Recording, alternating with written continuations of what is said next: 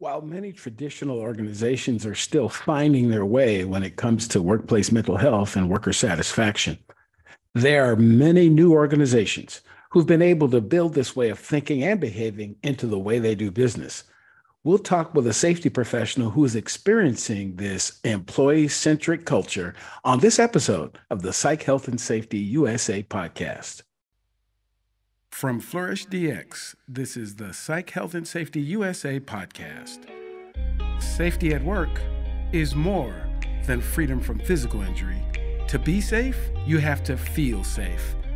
Join us each week as we discuss psychologically healthy and safe work in the USA. Well, welcome to this week's Psych Health and Safety USA podcast. I'm your host, Dr. I. David Daniels, and I want to thank you for tuning in. Each week, we seek to increase awareness of the importance of psychological health and safety by learning from the lived experiences, research, and expertise of our guests, and also advocating strategies to reduce harm and minimize vulnerability to psychosocial hazards in the American workplace. Today's guest is one of the rare folks. I've been doing this podcast now for a while, and often I come on and I talk a lot about what isn't happening in the United States. The fact that we don't have a standard and the fact that a lot of organizations are really trying to figure out this whole psychological health and safety thing. And there are a lot of good folks. A lot of folks are really working towards ensuring that employees and workers feel good in their organizations, but not everybody's actually there. And it's encouraging to me to run across people who say that, I think we're getting it over here.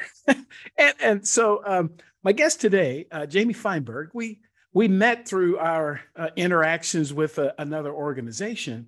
And I don't even know how we stumbled across it, but she started to share with me that, she thinks that where she is now is actually getting there and getting there a little bit quicker than some of the places she's worked before. So I don't really want to tell the story. I'd love to have Jaimie tell the story. And the story for anyone on this podcast always starts off with this question: who is Jaimie? Well, first of all, thank you so much for having me today. Sure. I appreciate your, letting me come on and share my experiences. But who is Jaimie? Well, Jaimie Feinberg, I do have some initials after my name, Jaimie Feinberg, MPH. I am vice president. I didn't get that. Could you try again? Well, Siri wanted to jump in on our conversation, so I apologize for that. That happens. That was very strange. But Jaimie Feinberg, I am vice president of partnerships of safety, risk, and insurance for Hound Labs. That's not all I do. I am a wife of almost 15 years. I am a mother of two sons that are 14 and 11, and I'm a fur mom to a 3-year-old dog, and an auntie and a sister, mother, all of those fun things. So there's a lot that comes with that, right? And it's a fun thing, but being a working mom and working for a lot of Fortune 500 companies and working in the private sector, and now working, I feel like I'm checking another thing off of my millennial checklist is, working for a startup, and now being on a podcast, also checking another thing off of my millennial checklist. I feel like everybody as a millennial, you have to be on a podcast or have a podcast. So now I can check one of those things off. So that's a little bit about me, and where I'm at, and, been in the safety industry for a long time, and definitely love this topic of psychological health and safety. And I just think that more people need to talk about it. Absolutely. Absolutely. So you mentioned, so I'm happy to help you check something off the list because I'm an achiever type guy. Just love to see people get things done. But so what influenced your decision to become a safety person? Because, folks come at this whole safety profession from a lot of different angles. So what's yours? I always tease that I fell into safety. I love puns. My kids cringe at it. But I did. I like to say classically trained, right? My education is in community health and public health. And I actually, when I was in college, I was working in a factory for the summers. I worked in a factory every summer. I came home and I, spent from 6 a.m. until 3 p.m. I clocked in and checked into the factory, and I worked with the maintenance department, and I worked in a tool and die shop. And I learned firsthand what you should be doing and what you should not be doing. And it helped me question a lot of things in regards to safety. So I did become very interested in occupational safety and health through my shared experience, my experiences working in a manufacturing facility. I also, it came to be that I needed to do an internship, and they had a safety department there, and they said, "Hey, why don't you come and, come back and do an internship?" And when they also said that it was going to be paid, I was like, sold. So that's honestly how I got into the safety field. I do honestly believe that a lot of safety professionals, you probably hear this, most of us didn't really choose to be safety professionals. You kind of get picked or voluntold that you're going to be responsible for safety. But I really do believe that safety and fairness, it just plays into my core being. Even as a young child, I was very, very, my parents used to say, tease me, that I was kind of like the neighborhood avenger. If there was a bully in the neighborhood, I was going to take care of it, So I was always kind of looking out for people and kind of, making sure that, everybody was, getting a fair shot. And so I think that just being a safety professional just really, it suited me. And honestly, being almost 20 years in, it's been a really, really great experience. Sometimes trying, right?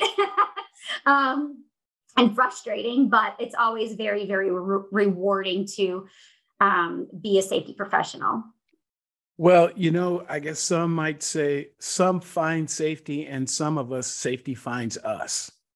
And that was really interesting what you were sharing about your upbringing, and a particular word you used caught my ear. You talked about how when you were younger, you felt this need to stand up for yourself and for others when there were bullies around.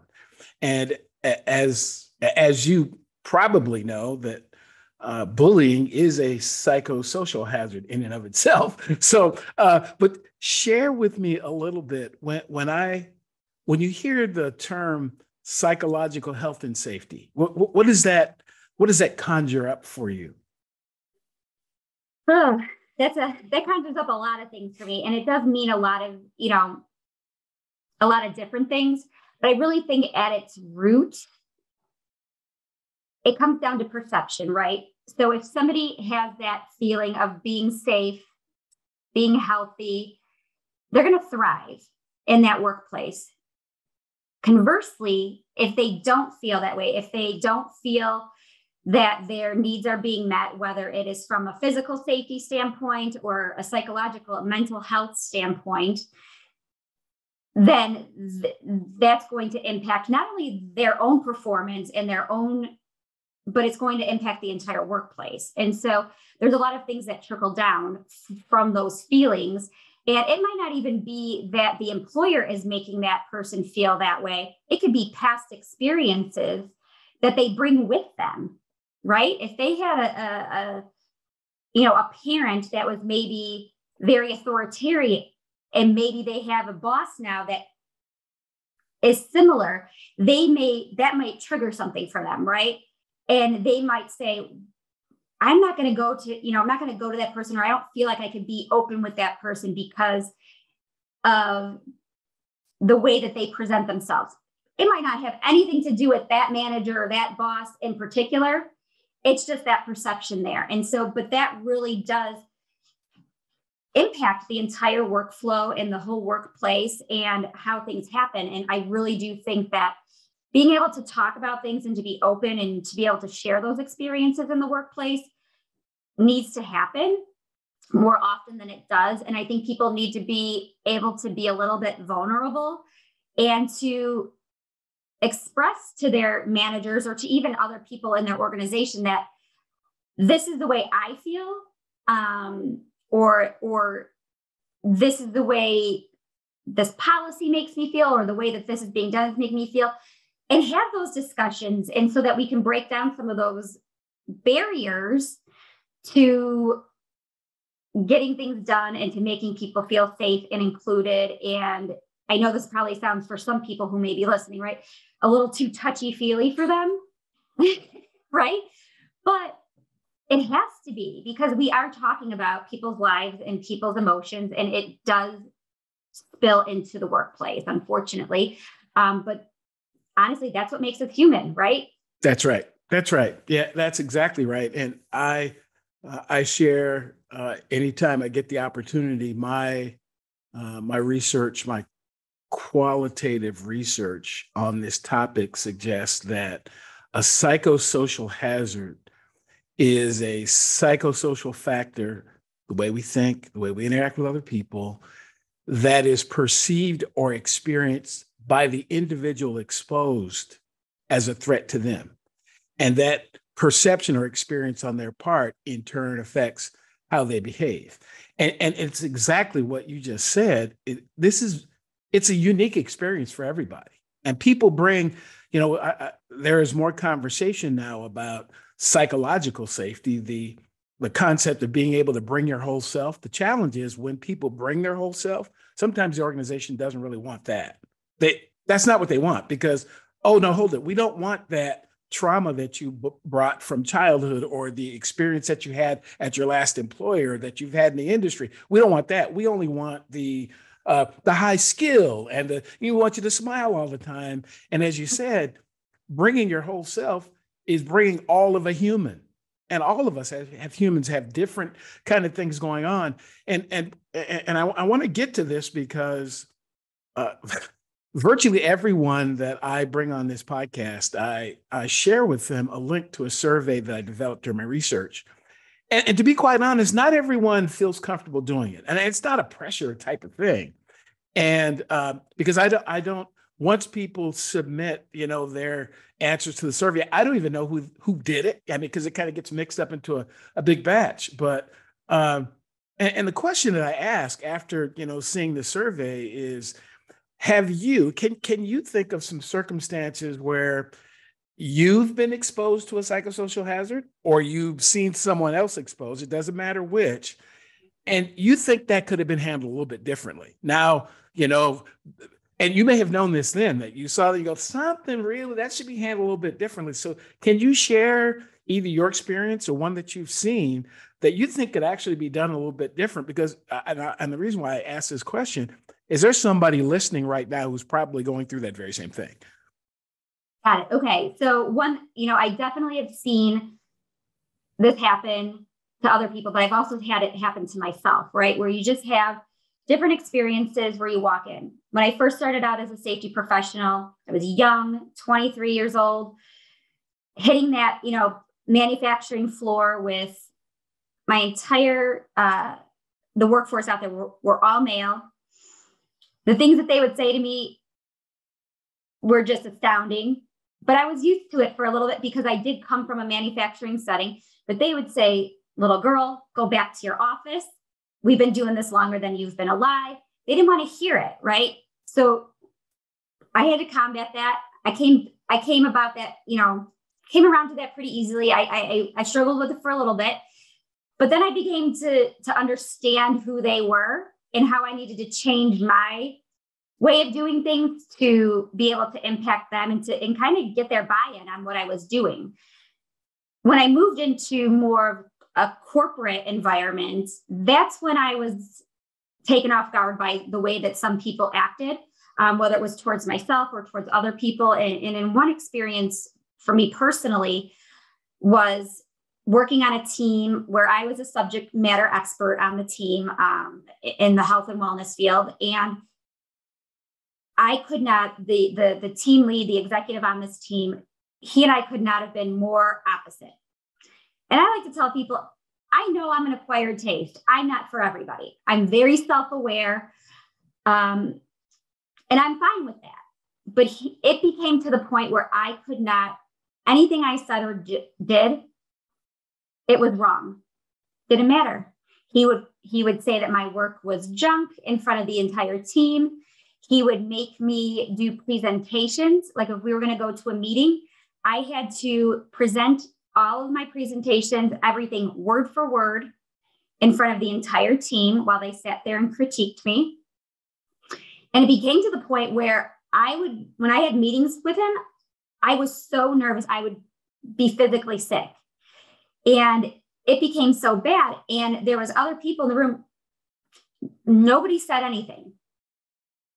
Not one person. And some of these people were people I considered friends, right? And close colleagues. And it got to the point where it was just like, you don't know what to do, right? You don't know what to do. So I became very withdrawn. And I actually just kind of stopped. You almost stop trying, right? You stop because you're not going to be right. So why am I going to put the effort in if I'm just going to be wrong, or if I'm just going to be, told, my input's not valued. So it was a struggle. It was a struggle. And there was I've worked for people too, who just want you, I call it a bobblehead, right? Where they just want you to always just nod like this, you kind of hit it and it just goes like this. And I'm not that person. If you want that person,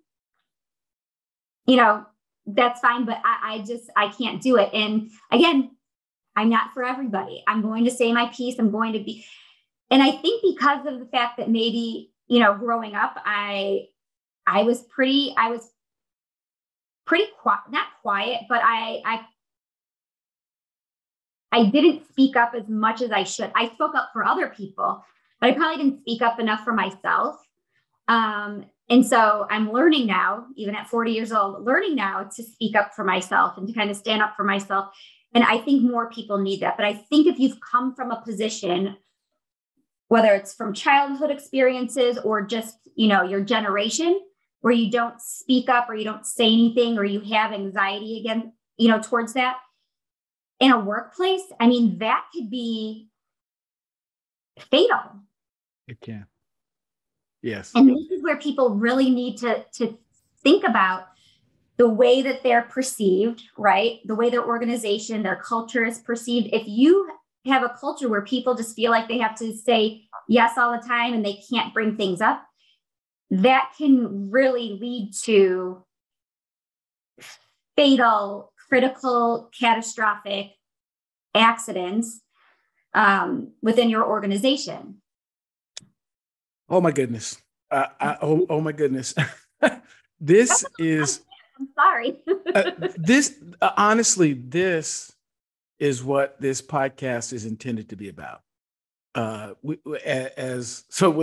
I started, this is a bit of a rabbit trail here for a second, but when I started, there again, this is a family of podcasts in a bunch of other countries, but all these other countries, they do have standards in place that make what you just went through.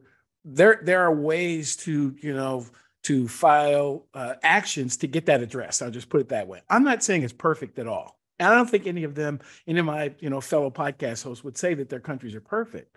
But again, there's a structure that says if you do that. So in many countries, the number one report or the number one workers' comp issue is stress. And I would say that same thing in the United States, but just most places we can't make the claim. But that's what's going on for us, is we have people who experience exactly what you just talked about. And there are all kinds of reasons for it. But you get someone in leadership, and you get someone in leadership who's a manager. And there's a difference. So you manage things, you lead people. And sometimes people, they look at, well, I am the person in charge and I have to manage everything. So I need you to come in and give your presentation before everybody else and have people critique you. That same experience that you had. But funny thing is, you don't do that to everybody. Yeah. Right. And he would tell me, don't take it personal. It's just business. And I was like, well, how can I not take it personal when it's only me? Yes, absolutely. Absolutely. So it's hard to take things, not to take it personally. if you were if they were making everybody do it, right? That's right. That's right. Goes back to that fairness, and I'm all about that. Like I'm a team player through and through. I've played sports my entire life, and I'm a team player. I know what it means to, but if not everybody is getting treated the same way or getting the same amount of playing time, whatever it is, contributing the same thing in the same way, I take issue with that. And when you can't speak up or you feel like you can't, and I think this is something in the United States in general too, is that you don't want to come off as being soft, right? Or you don't want to come off as being a problem. Or so I think a lot of us, you just accept it, right? And you also, you look at some of these organizations and you're like, okay, so if I do go ahead and put a claim in, where is that going to get me in the long run, right? Right. I don't have the time or maybe the money or the team of lawyers that this organization does. So I think that puts a lot of people at a loss where they're just like, I'm just going to deal with it because I don't have a support system to help me battle this. Yes. Well, that's another, I guess, kind of dream of mine, is that slowly but surely, I think a lot of folks have recognized, particularly as we've continued to evolve through the pandemic, because it's not over. It's still out there. It is certainly, things are better in some ways. But the other thing that I would say about the pandemic is it didn't change near as much. People said the pandemic changed things. No, it didn't change a lot, but it exposed a lot of things that were already there, issues that we just had to focus on because we're stuck in our house dealing with it.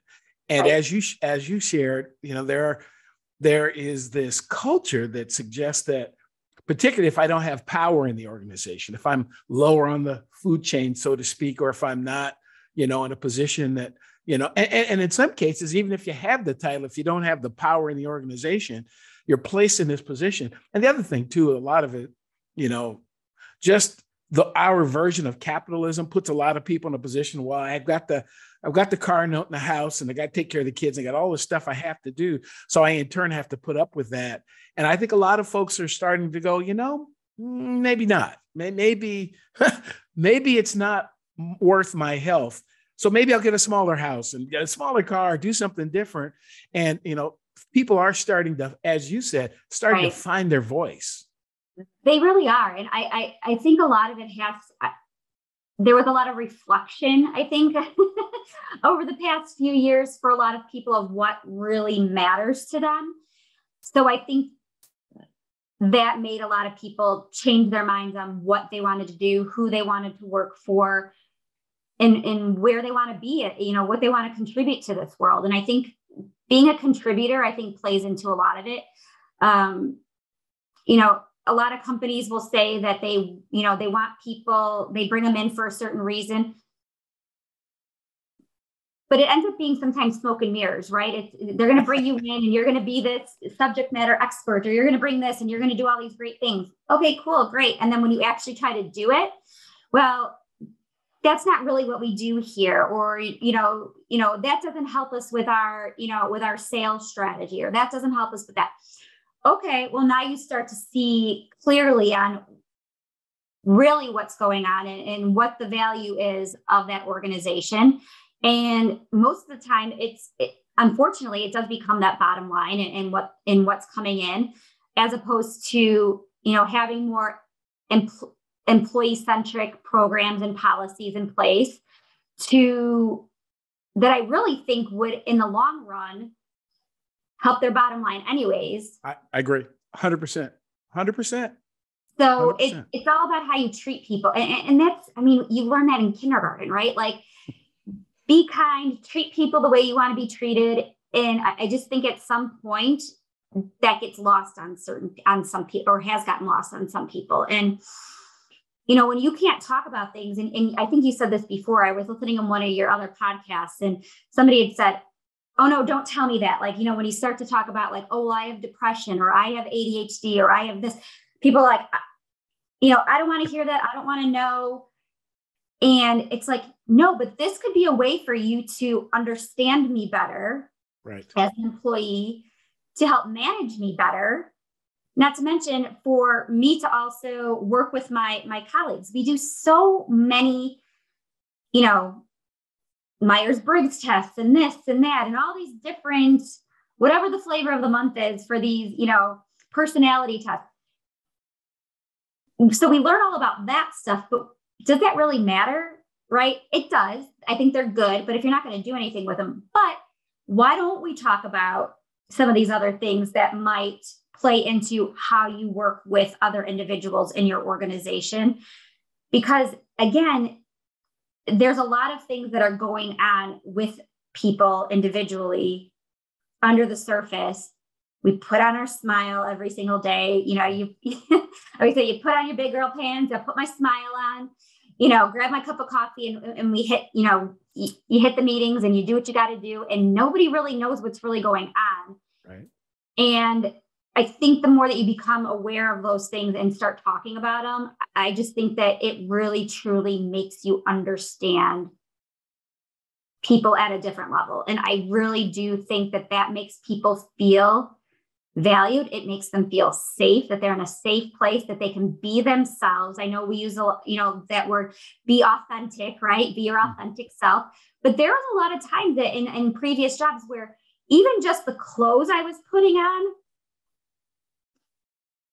I was being unauthentic to myself, but because I had to come across a certain way to either customers, clients, wherever I was going, it became where I was like, this is not me. This is not Jaimie. I'm putting on a show to show up at work today. It doesn't make you feel good at the end of the day, right? Like Right. After time, that becomes very weird because you're not able to be yourself. Sure. So we, I don't know how we ended up coming across this, but I think you sent me a message on social media or something like that, and suggested that you had actually found a place that, from your perception and experience, actually has been doing a bit better job. So talk a little bit about what, let's go a little bit more into what you're doing right now and how you think your experience and your current company is different from the places that you've been before. Yeah. So back December of 2021, I started working for my current organization, Hound Labs. And I think I found a unicorn, right? And by no means are we perfect, right? We've been around since 2014, but we are kind of a startup, right? A small organization. We're growing right now. We're preparing for launch of our first product. And it could be chaotic and hectic, right? But I will say that this organization from the get-go has made me feel valued, has made me feel that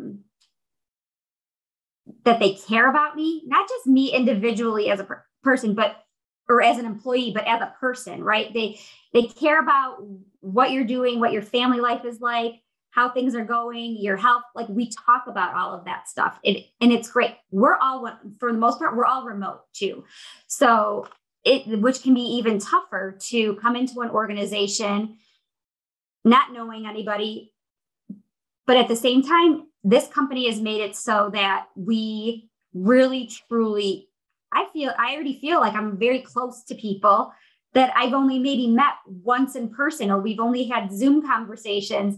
And it really, truly is incredible to see. And the fact that our co-founders, Mike and Jenny Lynn, they are husband and wife team. They are parents. They are professionals. They get it, right? They get that life isn't perfect, right? They get work-life balance, probably more so than most people, being the fact that they have, I think, 4 children, teenage children. So they get it and they live it, right? So it's not just saying like, yeah, we have a great work-life balance here. And that's something that they throw on a job description to get people to want to come there. It's actually shown and it's, and it's lived every single day. And so I really think that it's great. They expect a lot out of us, but at the same time, they're giving a lot themselves. Right. So they're not that type of organization or those leaders where they're going to, stack you up with work this, and then, not expect that they're not going to do the same thing. So I really think that there's a lot to be said there. And I think that's huge, especially as you're a growing organization. I think that's huge. They love getting feedback. They're always asking about feedback for themselves as leaders, for our leadership team as well. It is brought up. We talk about culture and how things are going as far as culture and what we can get better at almost every single leadership meeting. And that says a lot, that they want that feedback. They want it because when you're a small company, it's easy to be connected with everybody, right? But we've gone from maybe 15 employees to now almost, I think, like 50 or 60 employees. And now we're going to be getting even bigger. How do we keep that culture and when you start to grow, right? I think that's the hardest part. I think companies are really, but I really struggle with that growth and maintaining that. So interesting how you've described becoming a part of this new company. So what does this company do? I mean, you said it's growing. So what does it do? So Hound Labs, we are a organization, biotech company that we are actually getting ready to launch our very first product, which is the Hound Cannabis Breathalyzer. It will be the first to market. It's an ultra-sensitive, rapid breath test for on-site detection of recent cannabis use. So currently, for employers, they're using, different types of drug testing out there right now. And if cannabis is legal, whether it's recreationally legal for adult use or medicinally legal for adult use, a lot of them, the current testing methodologies are detecting it past use, not recent use, right? Because of the long detection windows. And, not to get too technical, but, THC is a sticky substance. It wants to stick around in your system for a long time. So our breath technology only captures a detection window that's much shorter. So it will be able to determine, has this employee used before they've come to work or during the workday? And if they choose to use responsibly and legally on their own time, that's fine for them to do, as long as it's legal in their state, right? That's fine for them to do. It's on their time. It's their choice. But when you come to work, be ready for work, and and let's not impact the workday by using something that could potentially impair you and cause a unsafe work environment for yourself and for your fellow coworkers. So now I'm seeing the connection. Seriously, I'm seeing the connection between a company who is a startup, who is doing something that is very new, who is doing something that, in many ways has been not always used effectively in the past. I mean, I have a view. So my graduate degree is in human resources. And unfortunately, there are a lot of human resource systems that are just like our criminal justice system. They really are. So they pick on certain groups. They don't have real effective ways of addressing, behavior. As a matter of fact, some things that are inappropriate in the workplace are because of how the company feels. Because there's a lot of those issues out there, and it's really interesting to hear that your company is going after something that is a concern for some, but isn't a problem as much as sometimes people want to make it. They make it a problem because we try to address it as a problem, as opposed to, from a safety perspective, and I look at, a lot of these things the same way. The question is impairment. It doesn't matter why. You can be impaired from not enough sleep. You can be impaired from your boss yelling at you. You can be impaired by all kinds of things. But, as a culture, we've laser focused in on certain ones, and turn them into a big deal. Yes. Yep. And on substances that maybe people just don't like or don't think that it's right to use or do. And just because you don't agree with it doesn't mean that I shouldn't be able to do it. I'm not talking about me personally, right? But that I shouldn't be able to use something legally on my own time, no matter what it is, right? So, and a lot of things that we talk about, and I think this is what really drew me to Hound Labs is the safety and fairness. I mean, it speaks to me at my core being, right? Like safety professional, I've always been drawn to things being fair, equitable for everybody. And a lot of times in this world right now that we're living in, you're narrowly focusing on certain groups, right? In the safety profession, especially when cannabis started to become legalized across the United States, we really started to hear that terminology or that phrase of safety sensitive become much more in the forefront, right? Because we're not going to test everybody now, but we're going to test the safety sensitive positions. And when you start to look at some of the demographics of people who are in safety sensitive positions, it's usually lower wage, labor intensive. You also sometimes get into where it's more persons of color. So now we're starting to talk about, are we really being fair to all of our employees if we're really starting to narrow down who we're testing and why we're testing them, as opposed to looking at, that whole mentality of if it's good for one, it should be good for all, right? Right. And there's a lot of, and the true purpose of drug testing at its core is to deter use. It's to deter use at work, right? During the workday, no matter what the substance is, it's to deter use during the workday. But if you're not testing certain groups of people, you're basically saying it's okay for you to use because we're not going to test you, but not this group of people over here, or this group of employees over here.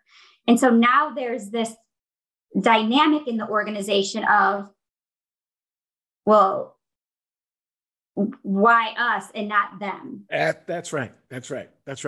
Yeah. And you again, you bring up another great point is that the purpose of many drug testing, substance testing programs is to deter use.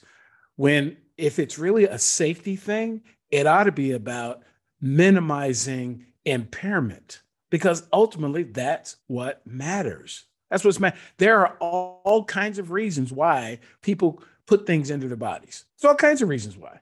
And some of them are cultural, some of them are religious, some of them are medical, some of them are emotional. As a matter of fact, I've heard lots of stories recently of workers, because it is so psychologically unsafe at work, that they have to use a substance to be able to go and deal with their boss and deal with the environment. And then when they do that, they're tested and found positive and lose their job, and which puts them back out, in a position not being able to take care of their family. It's a big vicious cycle, when ultimately, if it is a concern about safety, we should be concerned about impairment. And that's it. It doesn't matter why. It doesn't really matter why. No value judgment on, it just doesn't matter. Not everyone feels that way, but I certainly do. It doesn't matter. Is the person impaired? And then if they are impaired, why aren't we trying to find out the psychosocial contributors to why the person is impaired? Not just, the person came positive for something. Well, again, had you paid them a wage that didn't require them to have to work a second job and to have to deal with some of the other things that they have to deal with, which sometimes they self-medicate. I mean, this could be a really whole nother conversation. It could. Yeah. It is. And I think a lot of people, they do turn to those things, whether it's for anxiety from work or anxiety for this, or they couldn't sleep or this or that. There's different reasons why people use certain substances, right? And some people just use it because they like it, right? Yes. They like to have that glass of wine at night. Yes. Some people like to have, a cannabis gummy before they go to bed. Yes. But is that impacting them when they show up to work the next day? Wow. And that's really what we should care about and what we should be talking about as a culture, right? Because there is this paradigm shift, right? that it is becoming more acceptable. Acceptable. And we just need to start having a little bit more of a modern thought process to it, but also having more employee-centric policies and programs out there that get to the root cause, right? As safety professionals, right? We're all about getting to the root cause. What is it? 5 whys? Are we doing the 5 whys analysis and asking why is this person doing this and having this issue? And are we just saying, you know what? Jaimie has an issue. That's her problem. She tested positive. She's out. Wow.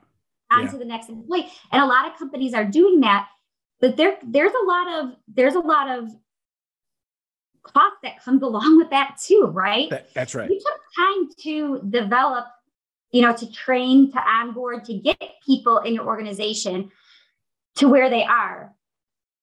And that person as well put a lot of time, effort, and energy into the work that they're doing for you. And now when they have a little bit of a problem, and maybe it's not even a problem, right? Maybe they just tested positive because they went to a concert over the weekend and they were having fun, right? Right. If it's legal, that's on their own time. It has nothing to do with what they did for you. But now you're just going to say, what? Too bad for you, and move on. Well, now you have to find another person. That's right. Recruit, retain, train, all of those things that come along with it, as opposed to having more modern policies that are employee-centric and try to get them back to where you want them, where they need to be, right? So I think that's we're talking about that a lot internally at our organization on how you have those employee-centric programs and how that really, at the end of the day, it's going to be better for those employees, but it's going to be better for your bottom line too. At the end of the day, it's just good business. And you mentioned, a little bit about, the co-founders of the company and how they just really seem to get it. And I would venture to say that there are folks out there who are not that fortunate. They're working in companies where the owners don't get it, the managers don't get it. Nobody really gets it other than a handful of people who are experiencing this every day. And so what kind of advice would you give to organizations who say that, how can we become one of those? I mean, how can we become like those folks that Jaimie talked about? What kind of advice would you give them? It's pretty simple, right? In my opinion, care. Just care about your people. Care about them more than you care about shareholder prices. Care about them more. Get to know your people and show that you care. Don't just have a pizza party, and say, look at all these great things that we're doing for our people. Truly care about them in every aspect of that human, right? Know their names, know their people. I mean, if you're a big multinational, I know that's really difficult, but this comes down to from the top down. If that CEO of that company knows his next level of employees and they know their next, it's the domino effect of just people caring about each other that I just really think that, I know that sounds really simplistic and probably, like I said before, a little too touchy-feely for people, but it really does play into the way you make people feel resonates with them. And if they feel valued and they feel that they're taken care of, right, from not just a monetary standpoint, right? Like obviously pay goes into a lot of things, right? We're all not, super altruistic. We're like, I'm just going to work for free, right? We just can't do that, right? But if you're being fair in your pay, you're treating people fair in your organization, you're giving them opportunities, you listen to them, you allow them to speak freely and to give feedback, and you take that feedback and you actually do something with it. That's what organizations need to do. Don't just do something just to do it, just to say that you're doing something, because at the end of the day, your employees know if you mean it or not. That's right. And employees are starting to talk, right? They're starting to talk to each other. People are starting to talk about a lot of things, right? Did you get an opportunity for training? Did you get an opportunity for that promotion? Were you passed up? We all just had our performance reviews, or we all just had raises. What was yours?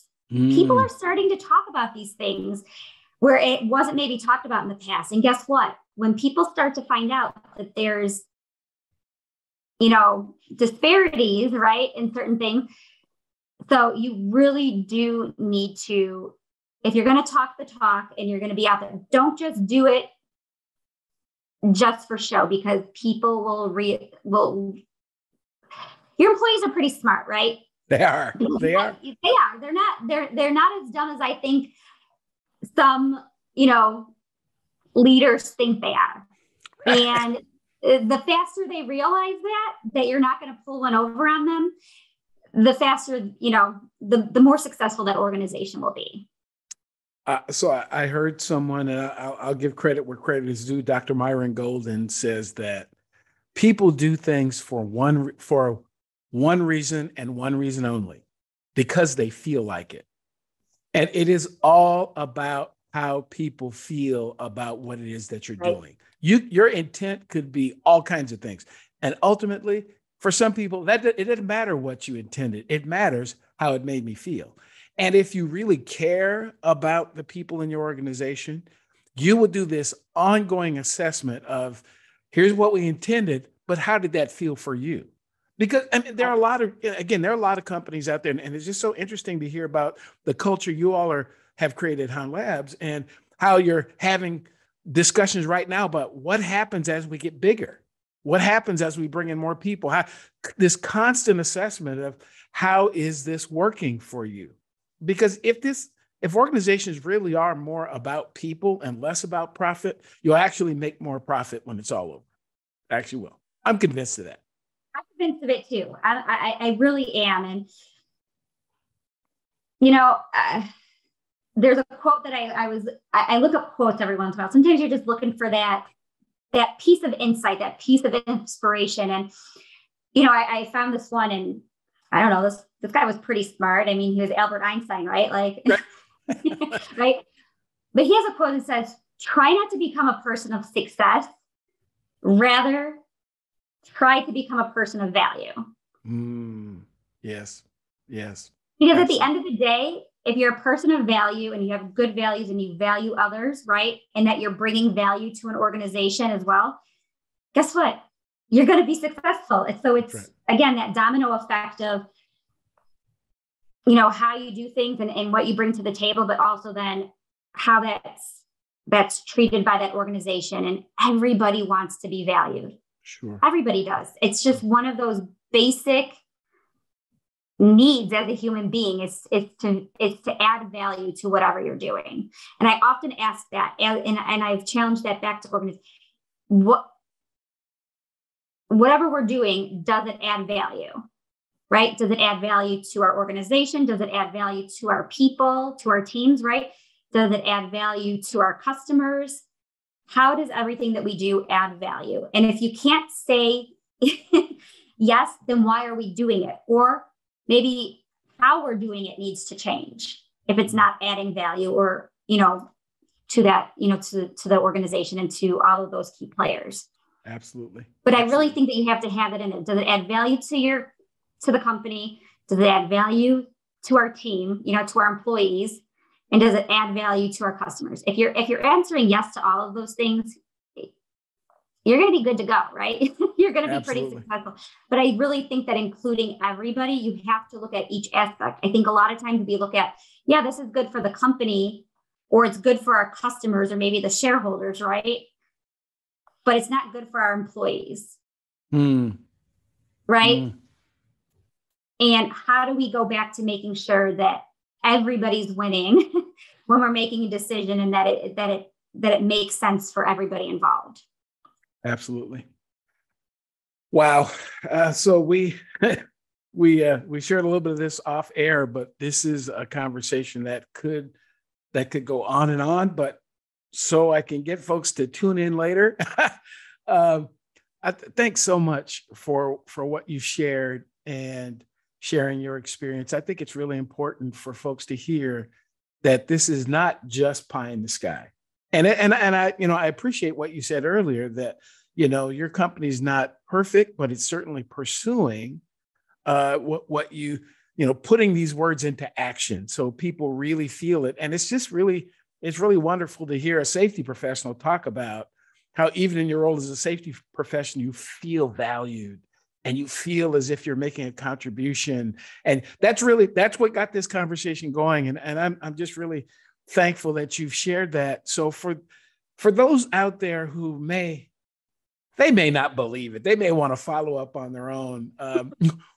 If folks wanted to reach out and make contact with you or contact with your company, how would they do that? They can reach me. You can find me on LinkedIn. You probably see me posting a lot on LinkedIn, but you can find me, Jaimie Feinberg, on LinkedIn. But you can also reach out to me via email. Feel free to email me. My name is on the screen here.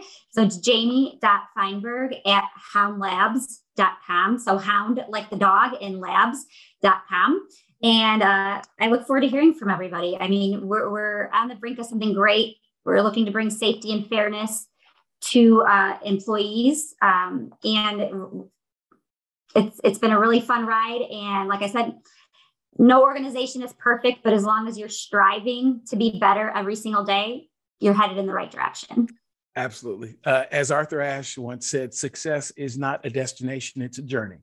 It's all a journey. And this podcast and the conversation about psychological health and safety is, particularly in the United States, a journey. It is not going to be perfect. It's going to have its lumps and bumps.